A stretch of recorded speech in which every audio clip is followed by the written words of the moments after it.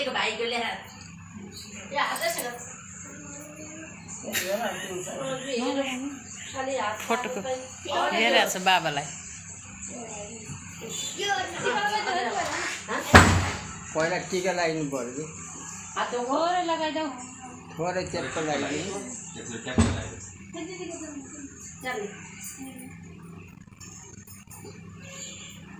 भयो नानी भयो टिका लगाइ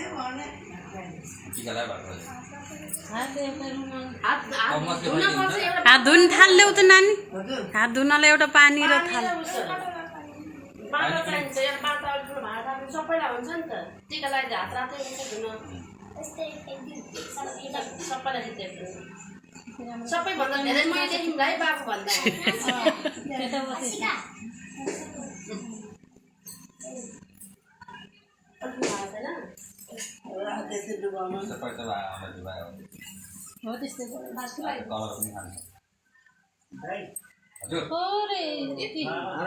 चमच छैन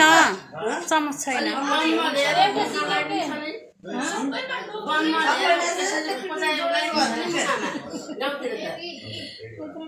सबैमा छोएर आज माम खाने भाइले खाए जस्तो भयो तिनचोटसम्म भयो ज्ञानी भयो होइन के तँ हेर्न आएको यहाँ राख तिनचोटि पाउनुपर्छ चबायो चबायो भात चबायो है केटाले तपाईँ हो त्यसो मुखमा लगाइदियो अब यसरी धेरै हालिदिनु पर्दैन के चाहियो भात खानु नि है रोनी रुन पर्छ भन्छन् हो र एक दुईचोटि देखि छपक बसेर खाएको र ए मिठो छ अझै खा हेर्न खाऊ खाऊ जान्छ ए खायो भने त लिटो खायो भने त टङ्ग्रिन्छ नि बच्चाहरू फेरि भाइको यहाँ छ भित्र आउनु के भिडियो बनाइदिए तिनीहरू भित्र ना गयो सानो बनाइदिए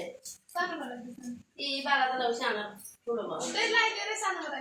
लाएर सानो गराउने यहाँ त्यो बाह्र चिप्पा होला त्यहाँ सायद दुईटामा बनाउनु भन्नु न अब दुईटामा बनाउनु भाइ दुईटामा बनाउने के भाडा सानो भयो भाडा त्यहाँभन्दा ठुलो त छैन त हेरै बाटो त दिदीलाई त नरुनी हुन्थ्यो कति जाति कति सन्त के हो सानो घरको अगाडि छ क्या त्यहाँ